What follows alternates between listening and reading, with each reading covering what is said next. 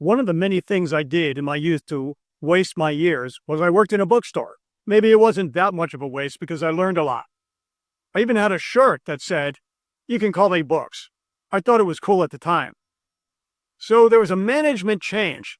Okay, there was a new boss coming to the bookstore. Our old boss is pretty cool, pretty much laissez-faire, let us do what we want. And everybody rose to the occasion and worked pretty hard. But then the new boss felt the need to assert themselves through micromanagement, command and control. That day, we came out of a meeting, the first day, a rah-rah meeting. And what I did is at the end of my shift, you have this like little employee stack of books. It was actually like this for me, where I get an employee discount. I took it to the register. I got my employee discount, rang it all up, took my stack of books this high, and then I quit because I could see the writing on the wall. My name is Mark Biernat. I'm a monetary economist. In this video, I want to talk about the future of the U.S. economy, the structural changes that seem to be coming. Maybe it's not fate because nobody can predict the future, but based on economic theory, this is what I see.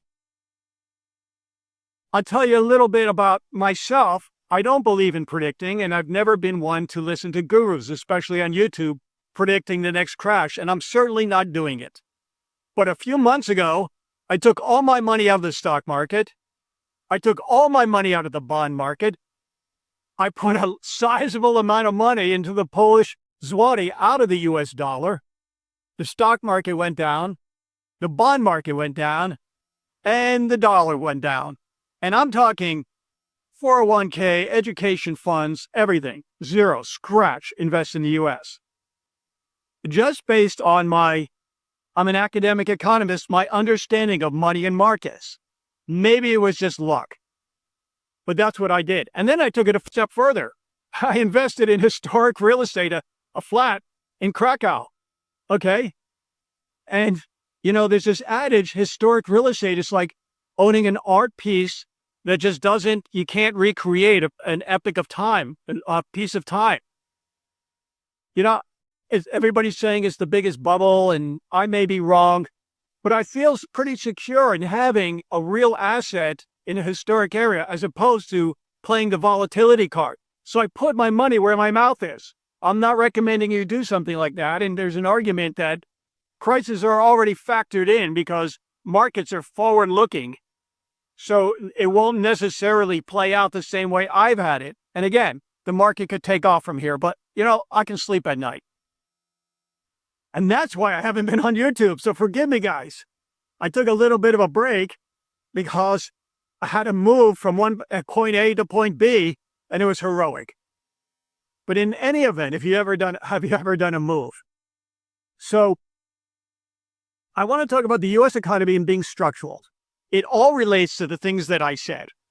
I saw that the commander, the leader, and I don't believe in leaders except for leaders that make us the better versions of ourselves, bring the best out in people. That's the only type of leadership. The leadership in Washington is the opposite.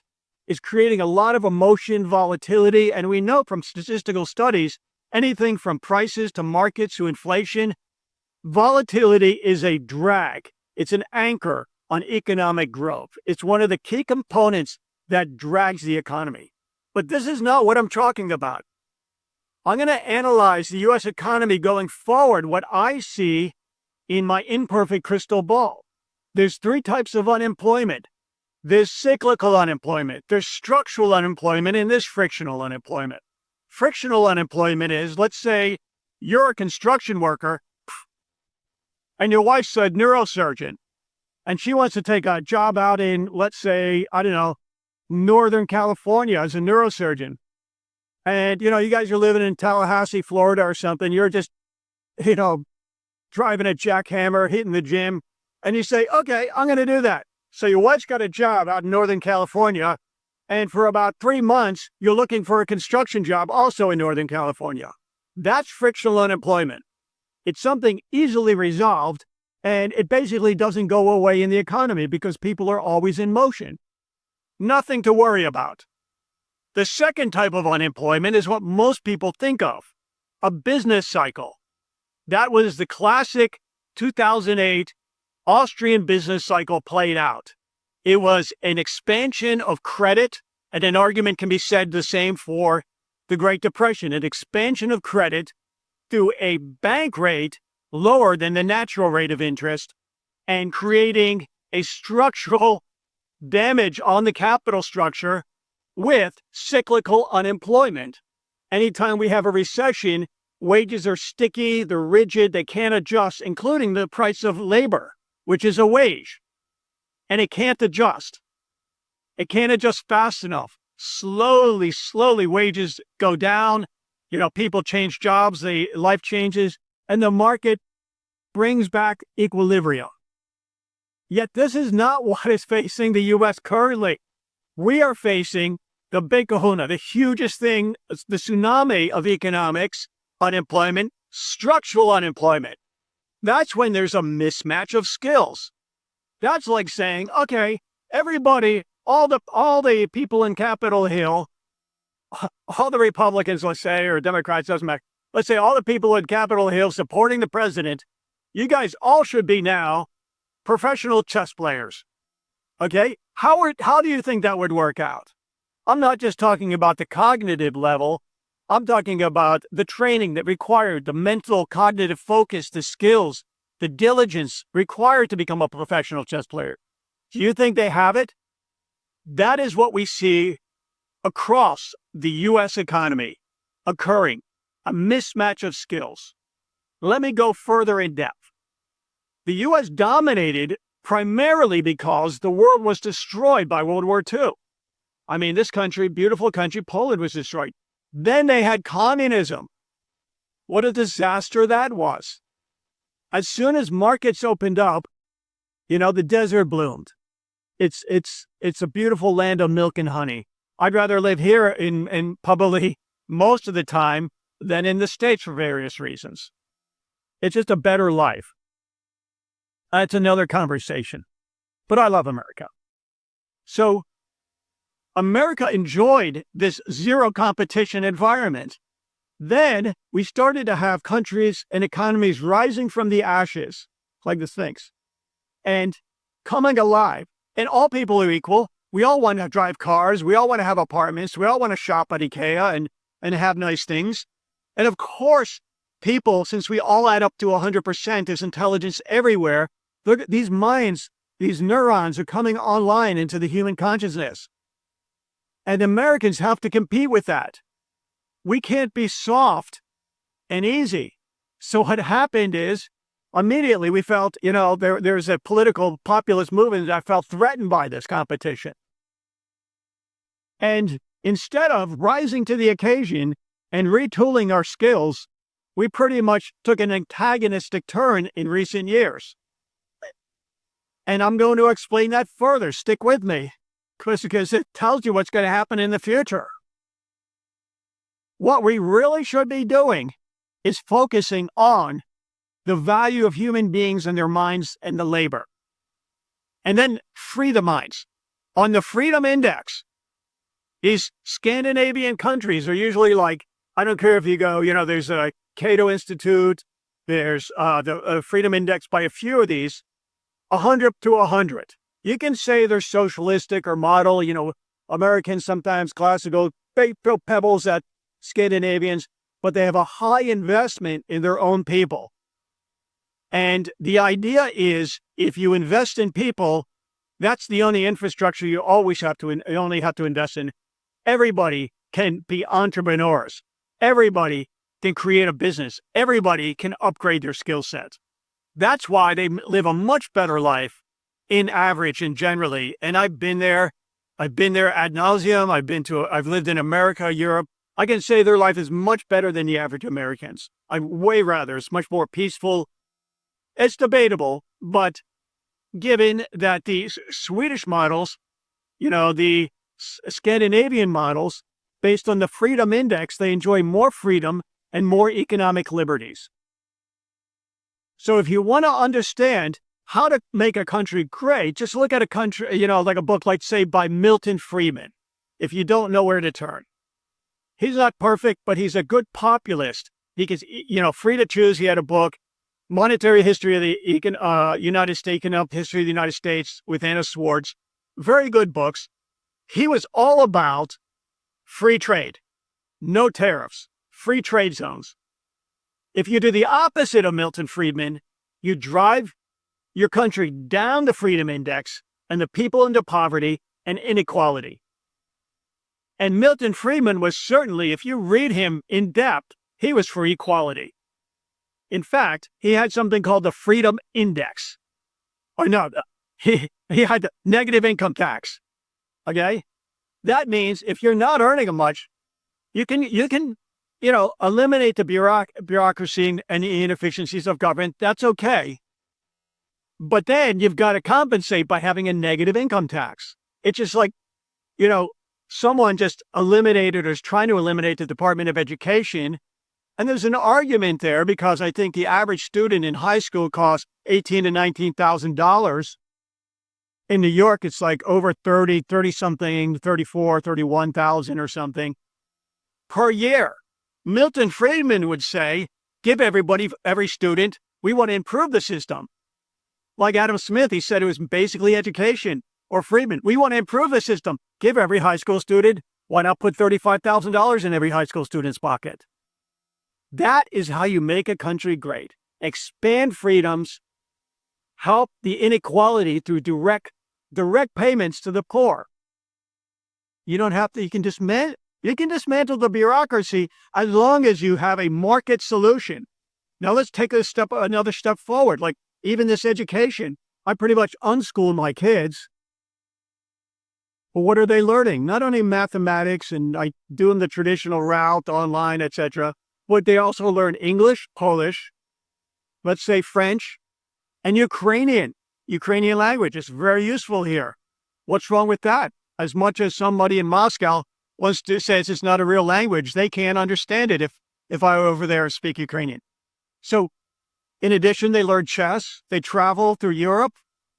I mean, if you give students like $30,000, just to compensate for the elimination of the inefficiencies, and they could have a voucher for $30,000, or to unschool their kids, they could travel Europe.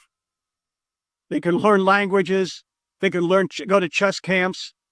The United States would just take off. But instead, we're thinking about tariffs, protectionism. We're thinking about a highly regressive tax, which tariffs are. This is the opposite of Milton Friedman's prescription for wealth of nations, the opposite of any economist. My point being, you can be a free market. I am a unrepentant capitalist, kind of like a Reaganomics guy, but the Swedish model is kind of like that if you think about it, because it provides opportunity. The Scandinavian models, it's the Stockholm School of Economics. Create free markets, increase personal liberties and personal freedom, yet try to encourage the greater good of humanity by addressing the inequality through a very direct payment and just being honest about it. Okay, it's another story. So with this structural skill set not being able to be changed, like the chess players in America, you just can't make the people on Capitol Hill professional chess players on par with masters ranking, 2,500. It's just not going to happen. So Americans can't immediately shift to this new economy and retool and become reindustrialized in the postmodern, post-industrial world. It's just not going to happen. They haven't been groomed for the skill sets needed. They haven't been nurtured in an educational way. They haven't been able and will not be able to compete in an international economy or in a local domestic economy. These tariffs are just like saying, okay, everybody in the state of Rhode Island has to produce their own oil, gas, grow their own oranges. Everybody in the state of Rhode Island has to grow their own pineapples. It just create tremendous inefficiencies. It's against the primary rule of economics. So granted that if you believe my premise that the American education system and American workers are not geared up for this mismatch of skills, they're not geared up for the economy of the future or any macro controller, command and control economy of the future. Americans are going to be left in the dust compared to someplace like Europe. I mean, Poland, like I've mentioned, that they have the highest number of people with master's degrees. I think it's like over 25% with master's degrees here. And the Polish education system, it's hardcore. I've gone through it partially. It's no messing around. You're like shaking when you're going through it. Okay?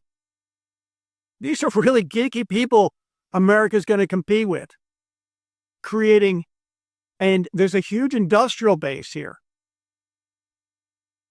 So the future of America is not a cycle. Oh, we're going to cycle out of this unemployment.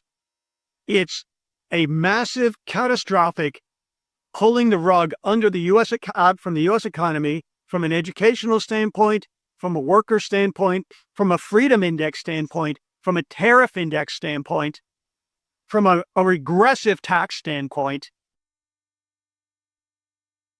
I predict this could go into a recession or structural depression. It could be 3, 4, 5 years. Who knows? And will we ever catch up? I don't know. So that is why, just like at the beginning, I cashed out all my books, my stack of books. And, 6 months later, all the guys were just in misery. They were working in the bookstore. They were just like, I don't know why I didn't leave, and et cetera. And I left. And that's why, partially, why I pulled out my capital out of the U.S. and shifted it to Europe. I had to do a lot of forms. I pay U.S. taxes, European taxes, a lot of reporting requirements. But I do everything. It's up to snuff. I have to do it legally, and, we'll see if it pans out. So to answer the question, what's going to happen is this American economy is going to be a massive structural, not a cyclical, not a frictional, but structural disruption in the pricing of U.S. labor and competitiveness. And I don't see us pulling out of that anytime soon. All right, I'm going to get back into these videos. I'm going to get back into Ukraine and Russia and, things of that nature, which is dear to my heart. What do you do in these times? I think, again, it's just about retooling your skill set, trying to identify things that you personally think are going to be flexible and fluid in the future. My name is Mark Biernat. I'm a monetary economist. Have a beautiful day. Thank you very much.